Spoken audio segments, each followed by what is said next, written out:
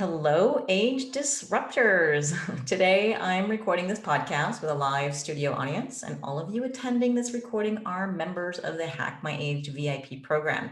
And part of being this really cool club is the ability to dial in and watch the interviews as they're recorded and ask your own questions. And if you want to be a part of this amazing community, you just go to Patreon, patreon.com/hackmyage and sign up not only for these really great interviews, but you get free breathwork and meditation classes and private consultations, downloads, and a whole lot of other cool stuff.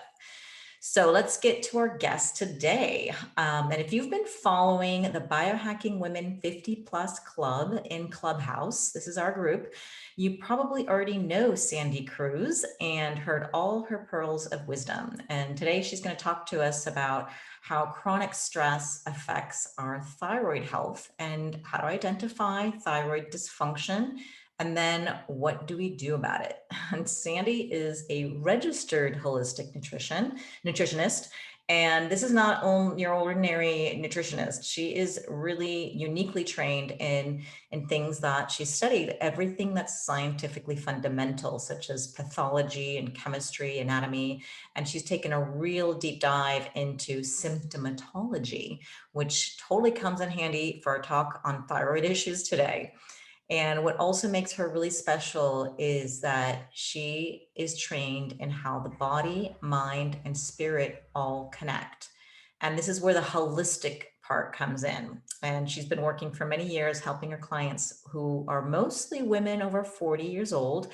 And she's helping them reach their goals, which can range from gut health, improving their hormones and making them more balanced, lowering inflammation, and thyroid health. And today's talk about thyroid and stress is particularly close to Sandy because she has faced her own battle with thyroid cancer, which I want her to share a little bit with us. And before we get started, though, especially since I mentioned the C word, I want to make this disclaimer that all advice here is for educational purposes only. So see your own practitioner for what's right for you. Now, without further ado, welcome, Sandy. How are you? I'm good. Thank you so much, Zora, for having me today. I'm really want you to share your story because I know your story and you've shared it before, but I think people really need to hear how you got to the place where you are now as a holistic nutritionist and your battle with cancer as well. Can you share with us? Sure. Okay. Well, this is going back probably to my 30s. I was a new mom. I had a young 3-year-old and a newborn. And I started to have weird symptoms. So I had already had one child. And with this child, it took 2 years to lose the weight. It was your typical postpartum, little bit of baby blues, that sort of thing. But then when I had my daughter, this was at 35, things were really different. I wasn't sleeping, I wasn't eating well. I was extremely thin 3 months after I gave birth. I was 100% stressed out, like a lot of new moms are, right? And that's usually what the doctors say is they say, well, that's typical. You're a new mom. That's what you expect. And I noticed I didn't have enough milk supply. Whereas with my son, when I was nursing him, I had too much. And so I'm like, this is really weird. And then for many years, I went through weight loss, weight gain, weight loss, weight gain, weight loss. And so the only thing I can do is I can surmise because testing was never done. And I can look back and go, okay, well, I had a lot of signs of postpartum thyroiditis. Hmm. And then later, going back and forth to the hyper. And then at 41, I was diagnosed with thyroid cancer. And by the time they found it, I had already had 5 nodules, one of which was cancerous. And this was almost exactly 1 year after my daughter was diagnosed with a malignant tumor at the age of 5. So, I can really delve deep into the stress aspect of it because I'm not going to say cancer develops in a day. And I'm not going to say thyroid cancer develops in a day. It's many, many years. And it's not something that is often detected, which is what I think happened to me, because it's not like I got cancer in one day. And it's, if I look back in hindsight, I can say absolutely 100% I had some weird symptoms that were overlooked when I was a mom for the second time. So you felt stress in a way that it was quite impactful with the second child. It wasn't, so the one that had the tumor, well, that was the first child. The So second, it it was was the the second. second. Oh, Yeah. so you started feeling stress even before you found out your child had a tumor. Yes. So this Yes. is more So years then. she was a trauma birth. So she came out blue. And this is quite typical. And just I had a lot of postpartum issues afterwards. I had to have a catheter. My husband was traveling every week for work. And so I was alone. And I remember she was only 2 weeks old. And he's like, I gotta go. Like, I gotta work. I gotta travel. And I'm like, okay. And I remember him traveling. And I still remember that phone call. I remember being in our bedroom going, oh my God, like I can't do this. Like, here I am with a catheter, and I had a toddler that was trying to step on the catheter. Like, it was like, oh my God. Yeah, it was very stressful. And then my daughter, who was the newborn, she had colic, she had severe eczema, she had all these issues and she didn't sleep for 8 months. Anybody who's a new mom would know when they have, when you're burping your baby and then you keep putting them down and then they keep throwing up. And so she was a really tough baby. And I could say that I was 100% very stressed out. Yeah, it's a pity that doctors didn't really want to help you with this thing. It was just, oh yeah, you're a new mom, so of course you're going to be stressed. They didn't give you any tools or anything. Nothing. Wow. Nothing. And the thing is that, it was almost like this. Okay. So this would have been in 2005. I feel like at that time, there was a lot less advocacy for women than there is now. She's now 16 and healthy, and I thank God for that every day. But, you know, back then, we didn't have that. It was suck it up, buttercup. Like, you're a new mom. This is what it's about. Wow. So then tell me, how was it that you made this connection that the thyroid cancer or was due to stress? Okay. So my daughter had soft tissue sarcoma. This would have been in 2010. And, I probably for that time when she was diagnosed, I don't really remember sleeping much. I remember barely even eating. I broke my foot at the same time, and I refused to get a cast or treatment because I'm like, I got to drive her to appointments. And then what happened was I couldn't get an appointment who would with a specialist. This is a general surgeon to do a biopsy, because this is before we knew that she had a malignant tumor. I couldn't get an appointment for over 6 months. And I said, no, like mom's intuition. I'm like, there's something wrong. This is not a simple fatty cyst. And it was kind of a bluish color. I'm like, this is wrong. And in the pit of my stomach, I was like, something's wrong. And then actually, one of my husband's childhood friends operated on her, and he took her in almost right away within a few days when we told him that we couldn't get an appointment at a children's hospital for 6 months. And then that's when it all kind of started. And then, it was inconclusive and blah, blah, blah. So the stress was probably crazier than one could imagine when you find out that your child has a cancer at 5. And so I was like, oh my God, like what does this mean? It was just everything was thrown into the air, right? And so I actually got very, very skinny again. during that time.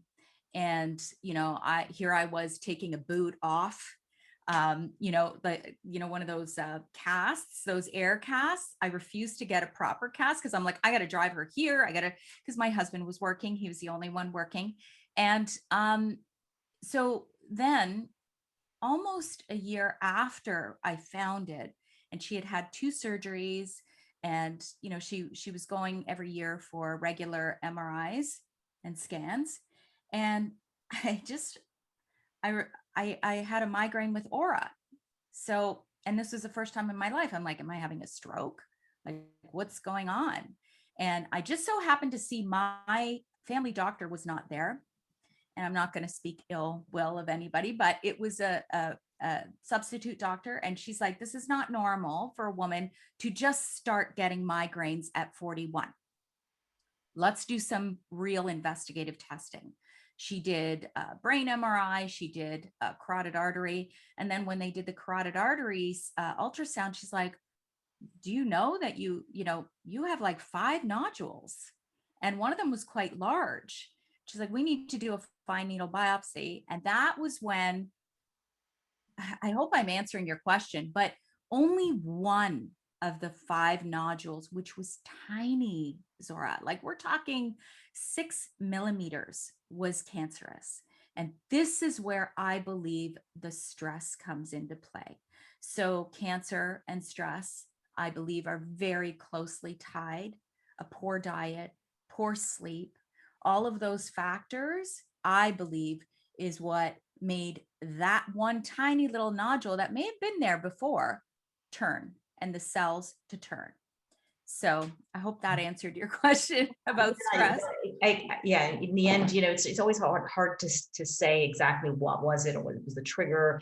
But after completing this mind-body connection course at USC for my master's of gerontology, it's clear you could pick almost any disease and stress would lead to that. I mean, we have my final paper was just make the connection, do the research, and I could choose any disease I wanted to. I was like, wow, that's, a lot of choice.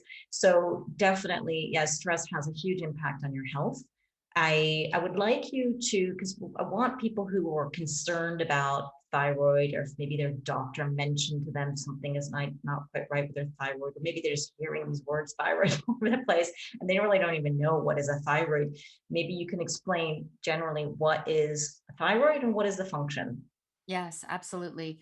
So your thyroid gland is a butterfly shaped gland that is sort of lower to mid area on your neck. And it's not huge, but it does a lot. So your thyroid regulates your metabolism. It regulates your mood. It regulates your periods. It regulates even if you're hot or you're cold. It actually affects every single cell in your body, which is why it's so important that it works properly and that it's balanced. Is the thyroid function different for men than it is for women? Okay, interesting you said that. It's not different for men than women. However, it's way more common for women to have thyroid disease than men. And it's something like, oh my God, 10 times more common for a woman to have thyroid disease over a man. And there's no real definitive answer as to why. But they can surmise that women are okay. So women are more apt to have autoimmune disease, which most people know if they have Hashimoto's, that is 90% of hypothyroid conditions have Hashimoto's, right? So you can connect that. I also believe that we're way more complex than men. Sorry, guys, but we are. And we have periods and we have other functions in our body that can affect our thyroid function, such as, estrogen and progesterone. I'm not saying men don't have estrogen, but it's not the same as us. And there are actual estrogen receptors that can affect thyroid function. And this is something that is not 100% studied yet, but you can find some studies where they're trying to find the connection with the estrogen receptors and thyroid. And one of the things is that when women go into menopause, right, what happens? What happens is our estrogen declines. It can affect thyroid function, and it can affect those receptors. It can slow the thyroid down. So yeah, there's a big difference between women and men with as it relates to thyroid. So what happens, and do most women lose their estrogen as we get older, right? We can say pretty much certainty that happens. So do most women also have thyroid issues as they go into menopause? Not necessarily. I don't think, like I said, this is even when I talk to my endocrinologist, and I'm fortunate I have an amazing endocrinologist. I'm like, listen, I'm 51. I'm close to menopause. There's got to be something going on with my thyroid because in the last year, I don't, I don't know if you could see, but I don't have a thyroid. So I've had some issues with regulation, even though my medications have stayed the same.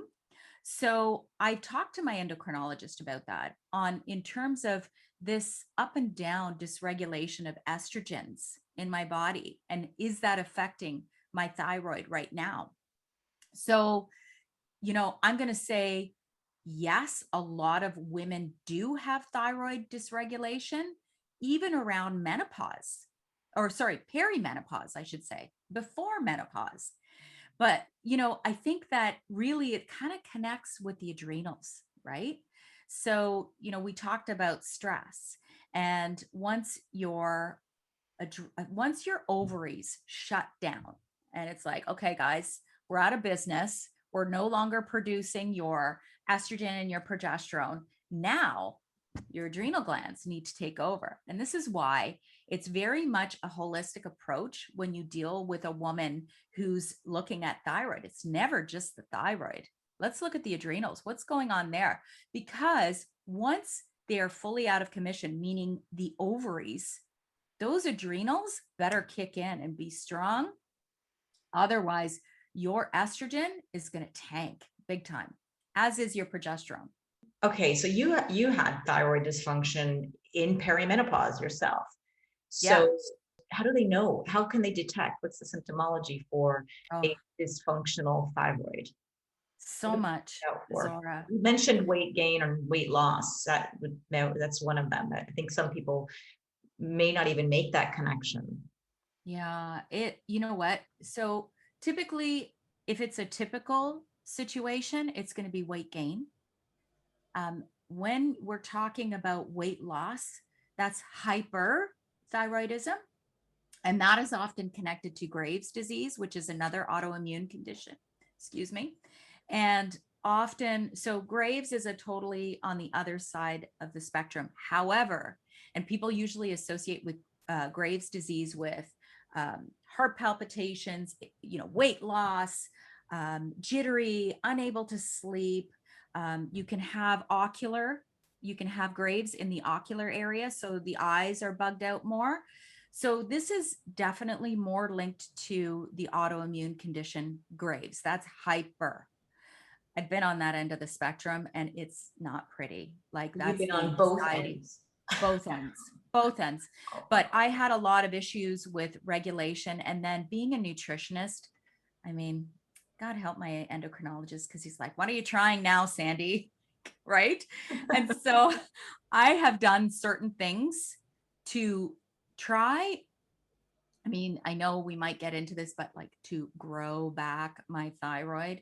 Anyway, that's a whole other conversation. So I've done things and I have thrown myself to the other end of that spectrum. So we're talking needing gel to close my eyes so that I could sleep because my eyes were that severely bugging out and dry.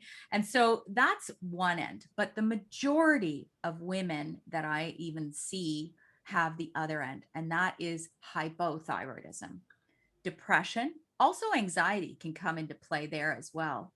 Hair loss, weight gain. When you feel like you've always got swollen and puffy hands, that's another sign. There are, oh my God, I've seen clients who go in to their doctors with those symptoms and come out without proper thyroid testing and a prescription for anti-anxiety or that type of medication. I've actually seen that more than once. And it's like, hold on a minute. So all they checked was TSH, which is a thyroid stimulating hormone, which is not even technically a thyroid hormone. It's the hormone, it's still important, but it's the hormone in the pituitary gland to signal to your thyroid, hey, time to make some T4, right? So what testing should someone do if they're suspected? And I mean, the problem is that they're trusting their doctor, but if you want to challenge, and what would they ask the doctor to do? So I would 100% say T4.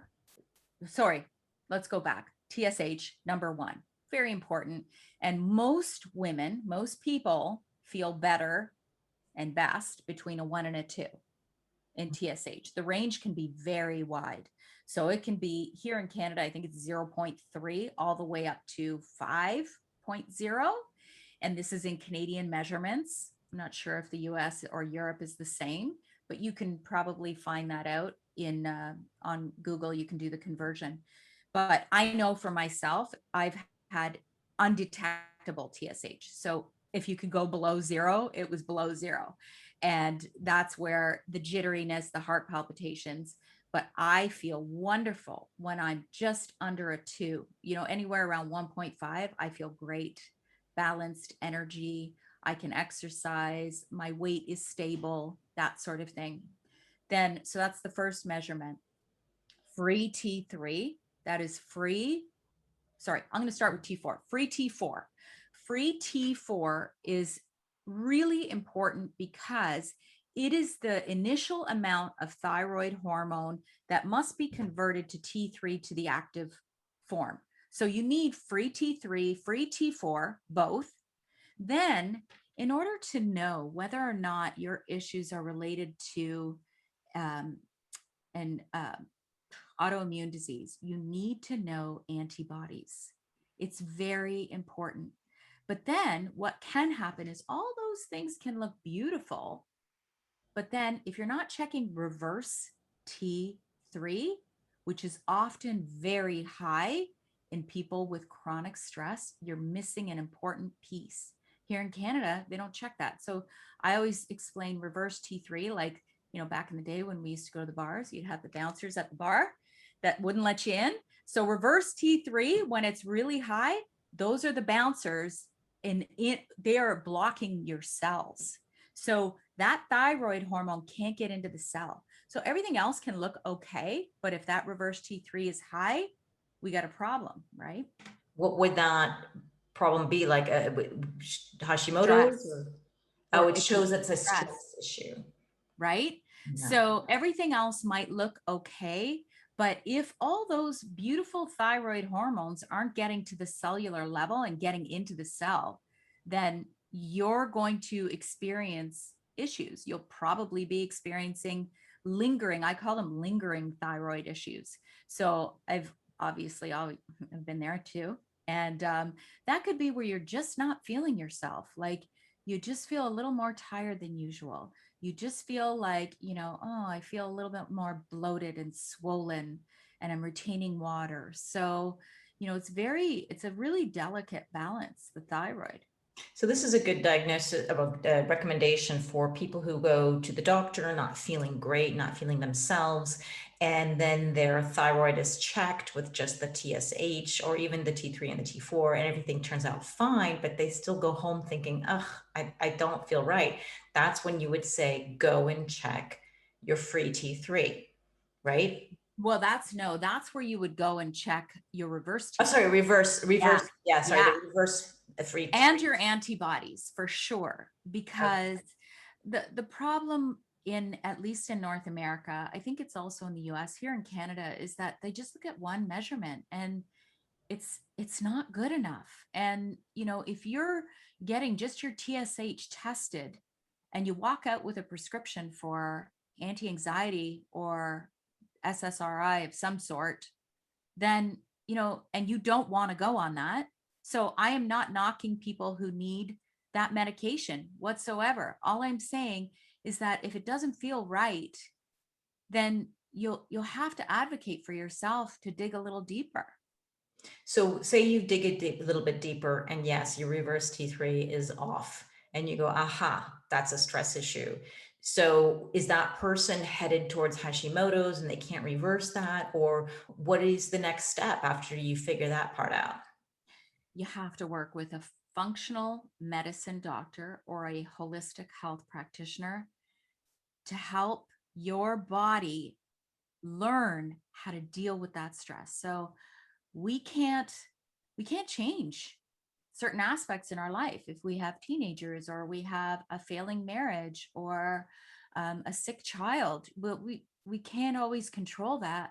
But what we can control is how is that stress going to affect our body, and what can we do to mitigate that stress? Sometimes we just can't take it away.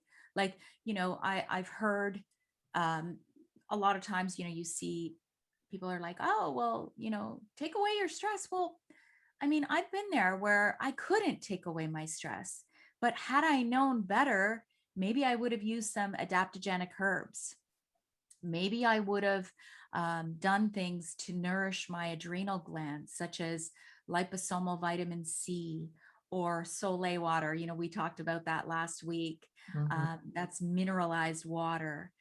There's so many things that you can do to just help the body deal with that stress. And then there's sleep. Are you sleeping? A lot of times people aren't sleeping because they're majorly stressed. So I'm like, take some melatonin, start with microdosing.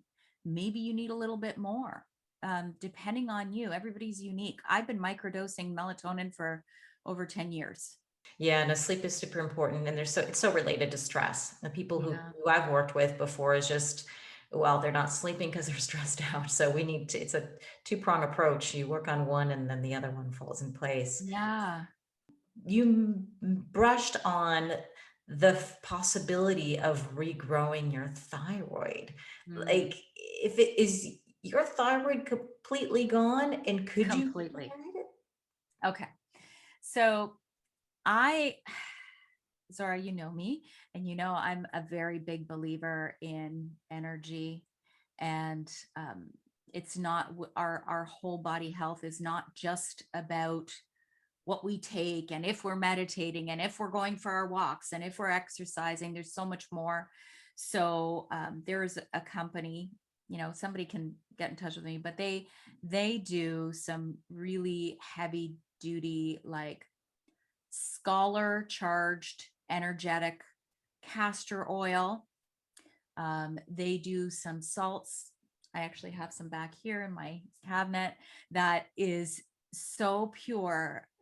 I think that you'd be hard pressed to find more pure sources. So I was doing these castor oil packs on my neck. Um, That's and a pack? What do you mean? You're not drinking it? No, no, because if you drink it, you can have some explosive results. So I don't usually recommend that. But it's like you can use an organic. Um, Typically, you use an organic flannel, and you can make these packs that are soaked in this castor oil. And people do it actually even on their gut for gut health, but it has to be a very clean source of castor oil.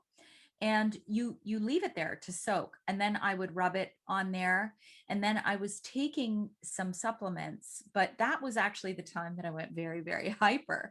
So even though technically I don't have a thyroid at all, I think it did something with my medications, meaning it just really like threw me over the edge. So since then, I've kind of stopped because I'm really balanced right now and I just don't want to mess.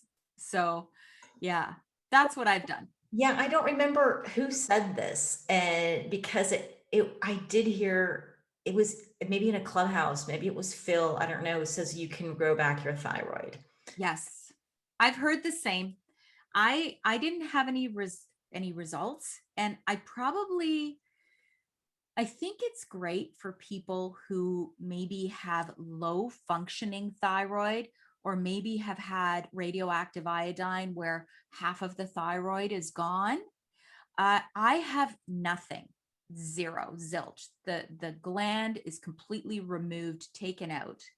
And for me, even, even desiccated thyroid didn't work with me. And what happened was I ended up with a TSH of over 32, I think, or maybe even higher. And I thought I was literally dying. I thought, this is it. Like, what's going on? Am I dying? Um, and so I kind of got to a point where, because I have nothing, when I feel good, I'm like, I don't want to lose that. And so this is why desiccated, I couldn't go there because we couldn't get the dosing right. Oh, the And desiccated so, pig thyroid? yeah, yeah. So there's a few really good ones, like IRFA is good. I think that's Canadian. There's another one just called Thyroid. And those are great options for people, you know, there's a whole other reason. Like, for a long time, because I had thyroid cancer, they wanted to keep my TSH as close to zero as possible in order for the cancer to not grow back. So me going to a TSH of 32 because I was trying a desiccated option was just too scary for me. And so I just didn't want to mess with that and really have my thyroid function going up and down so much. Whereas if somebody has just a low functioning thyroid, it's a great option. Yeah. So I understood, yeah, desiccated pig thyroid was used before there were any synthetic medications, Yeah. right? Yeah. And a pig's thyroid is actually almost identical to ours. That's why it's such a great option. But if if you have nothing to go on, figuring out where is your set point to start, that's where I had the issues, because they didn't want to throw me up too high, but then I ended up being too low functioning. So it wasn't good. And it could take, I a good couple of months to be balanced. This reminds me, desiccated pig thyroid, it moves me in the direction of peptide bioregulators. Is How different is that? And then could somebody who has thyroid dysfunction, maybe not the cancer, but just a irregular thyroid, how much can bioregulators or peptides help? I don't know if I would ever go with regular peptides like synthetic peptides, but bioregulators can be fantastic in that it just kind of helps to restore that baseline, which is right for you, right? Where you feel good. For someone like me, it would do nothing because I don't, bioregulator affects the organ. So if you don't have the organ, there's no point, right? Whereas if you're a person who's just got maybe sluggish thyroid, it would be wonderful for somebody who has a sluggish thyroid. Why wouldn't you try that option instead of, well, you could, I think next level would be medicating, and that would be like IRFA or thyroid, which is the desiccated pig thyroid. But bioregulators are a wonderful place to start. Yeah, we should explain a little bit what bioregulators are for those who Yeah, don't know or haven't heard your podcast or my podcast on peptides and bioregulators. sure. You'd like me to explain? Yeah. Okay. So there's peptides, and then there's peptide bioregulators. The way that I see it is bioregulators, the ones that I actually work with, are the ones that are considered animal supplements. So they are not synthetic, they're not injectable, they are not intranasal, they're not sublingual, they are capsules, and they are made from animal tissue. And they are made with they're very, very short chain amino acids, only 2 to 4 amino acids in length. So you know how they say proteins are really, really hard to digest and assimilate. And these are like the tiniest, tiniest amino acid chains, and they're so easy to digest. And they basically, so everyone knows amino acids are the building blocks to everything, to healing, for we need that. This is why they say eat enough protein in your diet.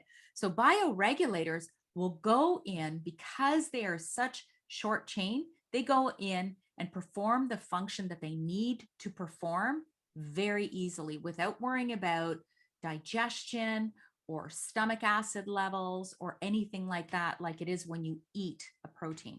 As I understand with peptide, with the bioregulators, everyone's a little different. So it may take a few months or it may take a year. Is that in your experience? Have you had any clients with taking the thyroid bioregulators?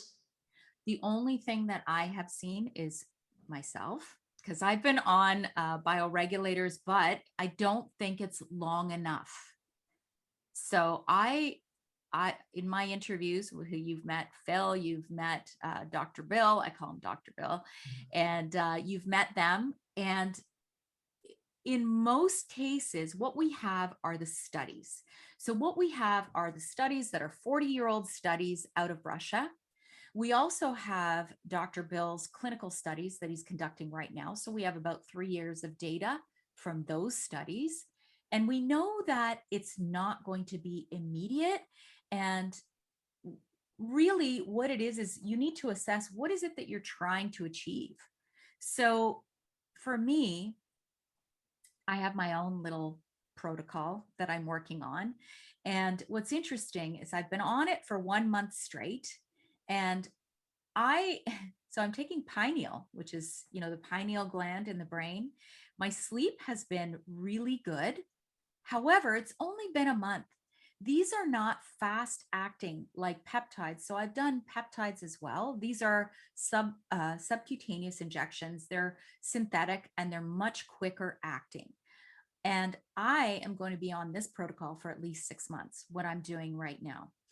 And I do believe that depending on what your issues are, you need minimum 6 months and even longer. Like some of the studies, the clinical studies, he did get some results after 8 months from the patients that are in these studies.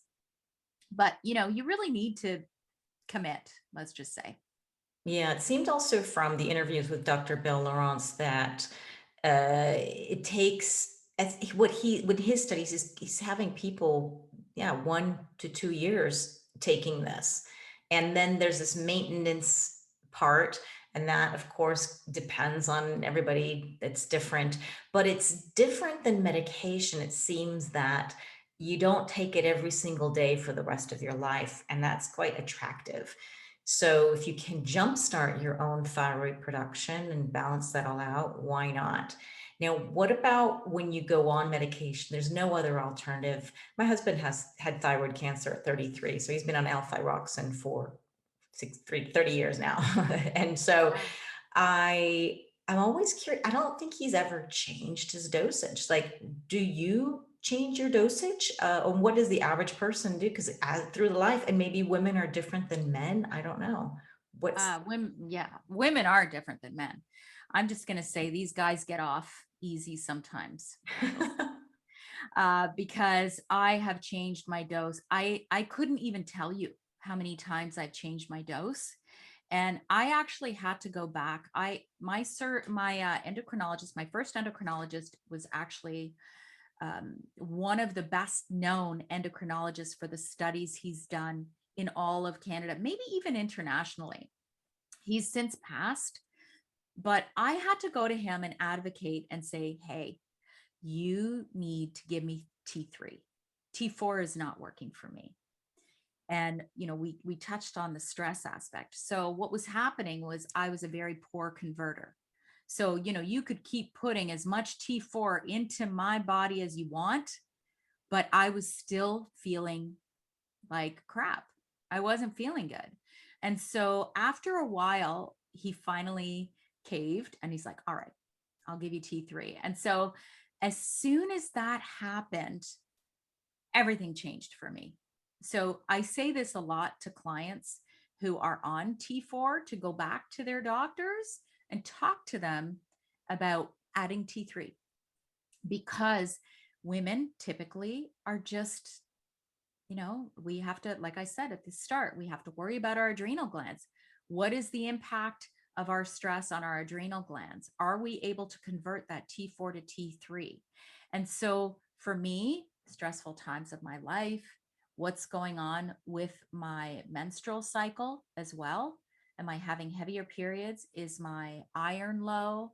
All of these things can affect that conversion and can cause lingering hypothyroid symptoms. And so I do change medications, and I have an incredible endocrinologist who checks my levels every 3 months. He's amazing. Every 3 months. Every three Wow. months. Yeah, he's amazing. I'm so lucky that I finally found him. Yeah. Well, anyone who needs a good endocrinologist, get in touch with Sandy. Yeah, he's actually from the States too. He's trained in the US. So, Oh, but he lives in Canada now. He's amazing. well, we'll have to get that number. Yeah. I want to know, what about those people who have been tested with their thyroid and it seems a bit off, but they have zero symptoms? Oh, well. Um, yeah, you're yeah, we talked about that. It's interesting because I do feel that we are all unique. I do feel that way. And I'm not saying you're never going to have symptoms, though. Maybe there's a delay. Maybe there's something to come. Maybe it's a signal that something's happening in your body and something's off. Maybe it's your stress levels. So I am not going to say every person must be at a TSH of 1 or every person must be, because I do feel it is so unique. However, if it's super off, like if your TSH, let's say, is at a 6 or at a 10 and you're not feeling anything, then I don't know, that could be something to come. It could be a foreshadowing of something to come. Interesting. So then what would you say are the natural ways to deal with thyroid issues? We're not going into thyroid cancer, but just people who get blood work done, they figured out, okay, it's a thyroid issue, maybe it's stress, maybe it's not, they don't feel great. What would you prescribe as a holistic nutritionist? Well, first thing I usually do, I provide every client with a drainage, homeopathic. It's not a detox. Think of drainage as working with your organ systems to make sure that they are functioning properly. So without a major detox. So this is using homeopathics. I almost always recommend that. And it would be using homeopathic remedies that affect those organ systems. So often the culprit, liver, digestion, right? So those are key components. And then I am not a huge advocate of very, very strict diets. However, gluten can be really offending for a lot of people, especially if they have an autoimmune condition. So that is kind of like the one big one that I always say, try and just, cut that down.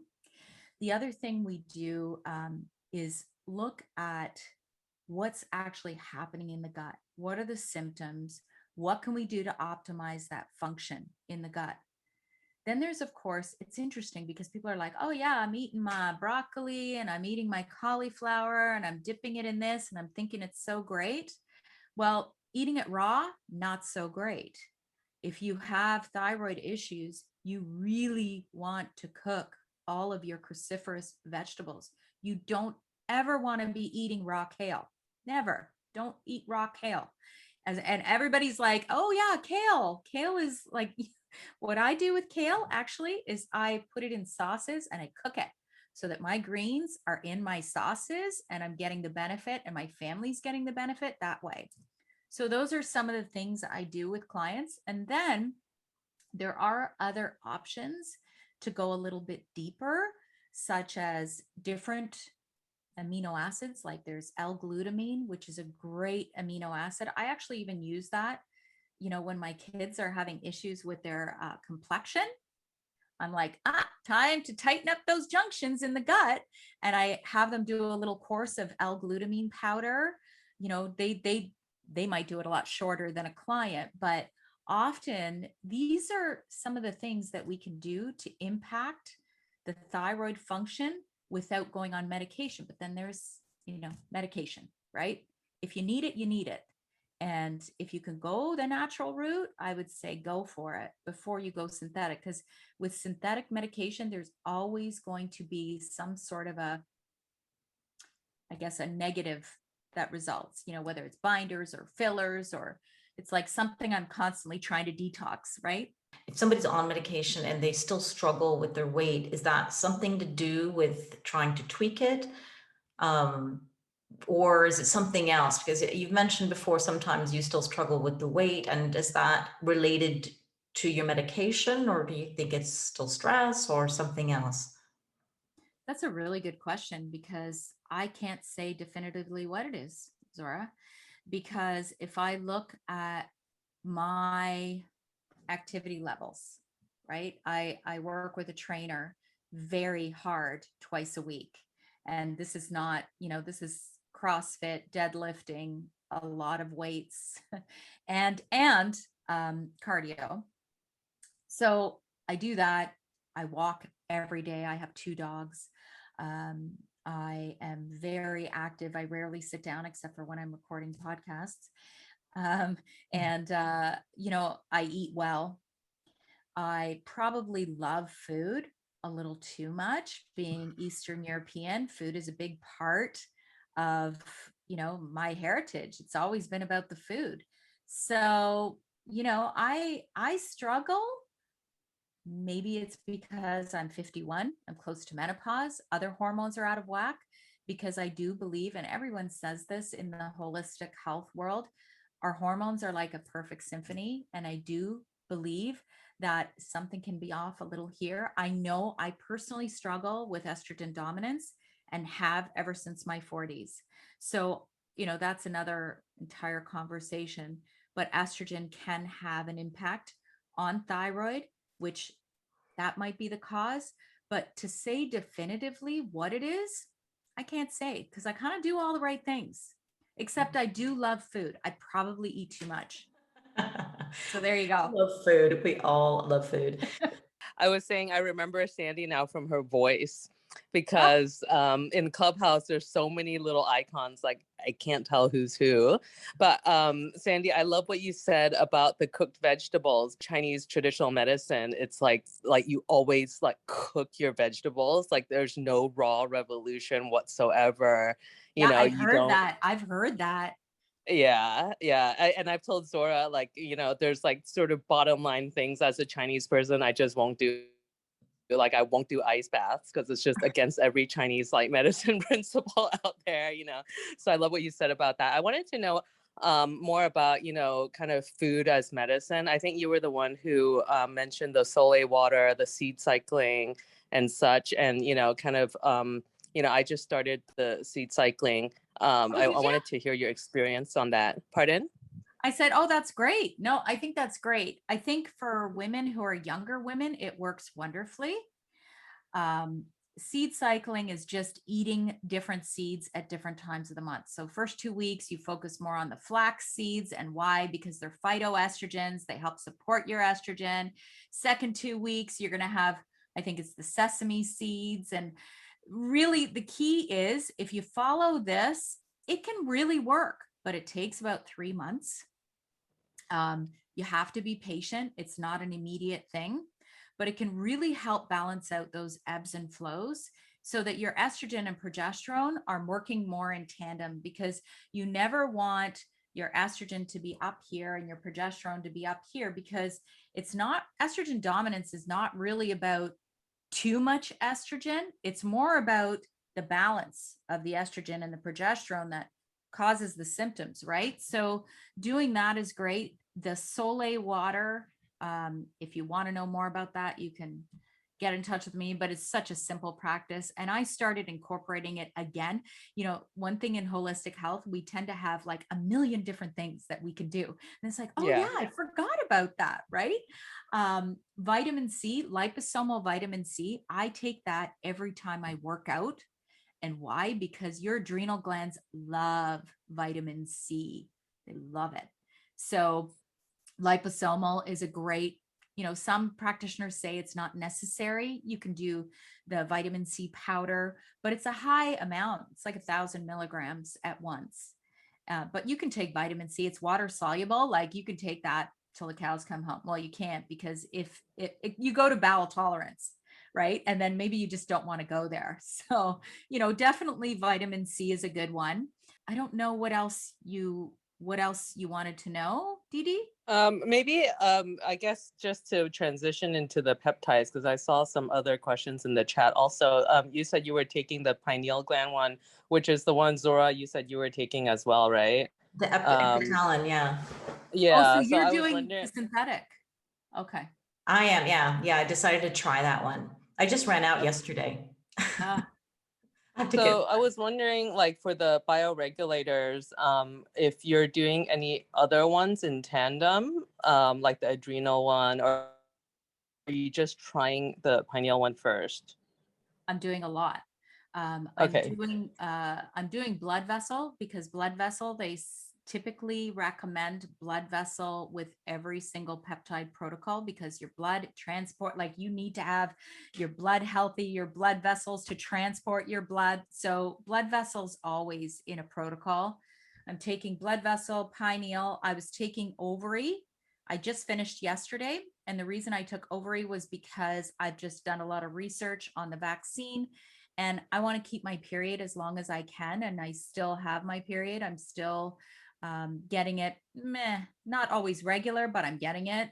And so I wanted to optimize ovary function. I'm taking, oh my gosh, liver.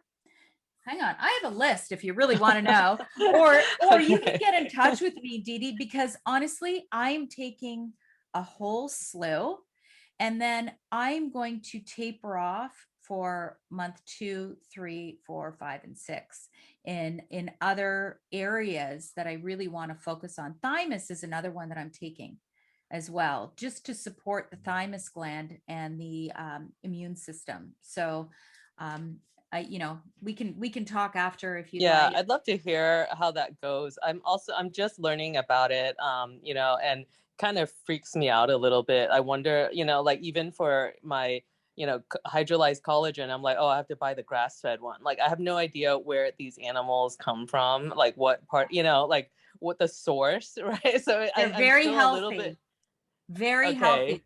And I know, for those who might be listening who are vegetarians, sorry, but they are animals. They are 12-month-old calves, and they are raised very, very clean. I Okay. personally do not put anything in my body that I don't know or trust the source.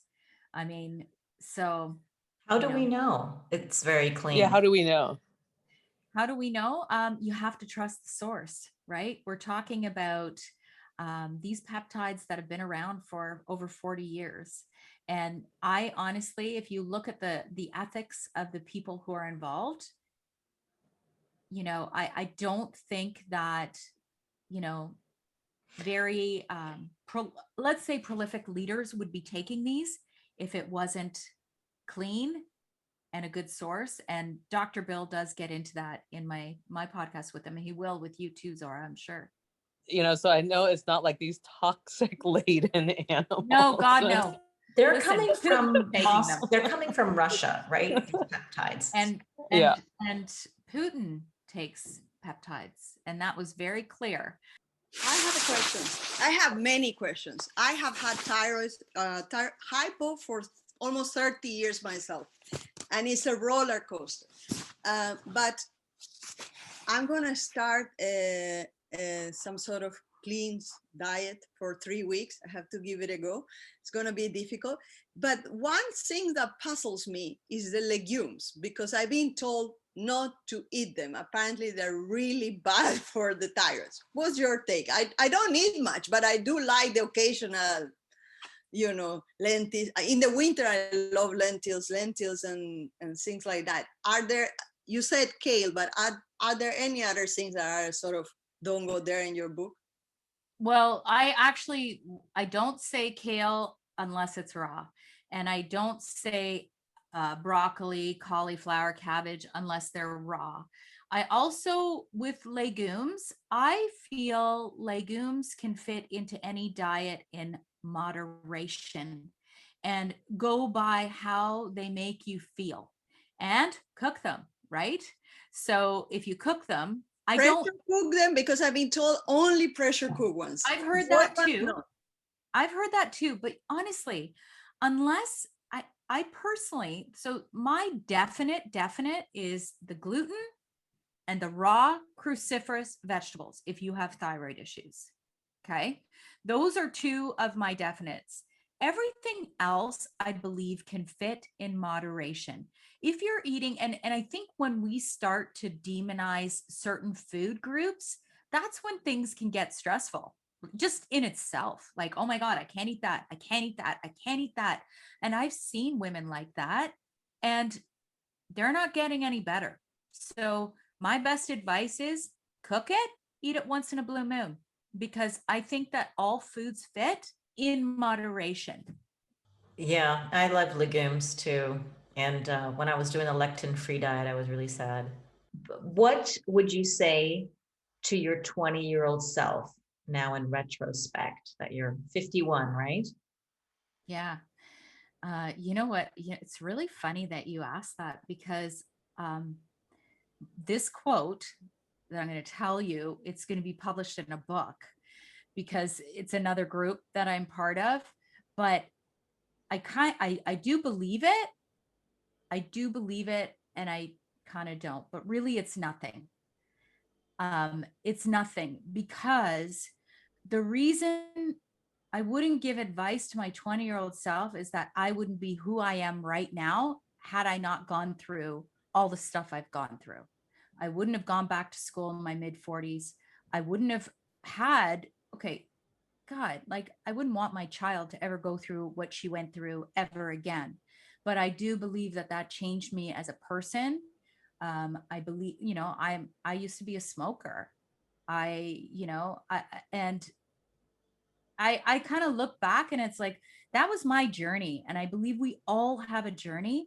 And if you do what you need to do to continue on your journey and listen to those signs, then it's going to take you where you need to go in life. And if somebody tells you don't do that and you listen to them instead of following your journey, I think that can impede that whole communication. Oh, so profound. I like that. Thank you. What about any more resources on thyroid health that people can find? Books, websites, any influencers, doctors? Yes. What would you recommend? I absolutely, if you're a younger woman, let's say, 30s, 40s, even younger, Dr. Jolene Brighton is phenomenal. This woman, she just had a baby. I think she's 40 now or 41, something like that. She had her second baby, and she's just unbelievable in terms of the wealth of knowledge she has, and a lot with thyroid.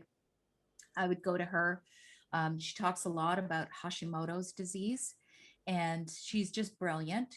If you're doing your own research, definitely get the book Stop the Thyroid Madness. It is called Stop the Thyroid Madness.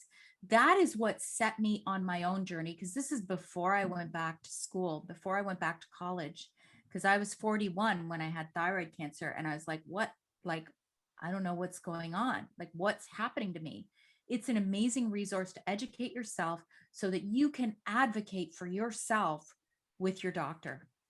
And then there's other ones. I mean, there's Dr. Amy, is it Amy Meyer? She wrote a book on thyroid. I must have at least 10 books on thyroid. Oh, So there's a lot out there. Send them Yeah. to me. I'll put them in the show Okay. notes. Everything we talked about today will be in the show notes on the hackmyage.com website. Are there any last parting words, anything you'd like to share before we go? Our bodies are constantly talking to us, always. And, this term is used a lot, gaslighting. And I know it's used a lot, but especially women, we experience this a lot when we are experiencing symptoms. And I'm not a believer in masking them. I'm a believer in getting to the root. So always find somebody that you resonate with, somebody who really will advocate for you and help you get to that root. And don't dismiss your own symptoms. Your body's telling you what's going on. And so definitely that would be my last words. Great advice. I love you, Sandy. Thank you so much for your time, for your wisdom. This is just a wonderful opportunity for all of us to learn about thyroid. And thank you, everyone who participated in all your questions. Or have a good day, good night, good morning, wherever you are.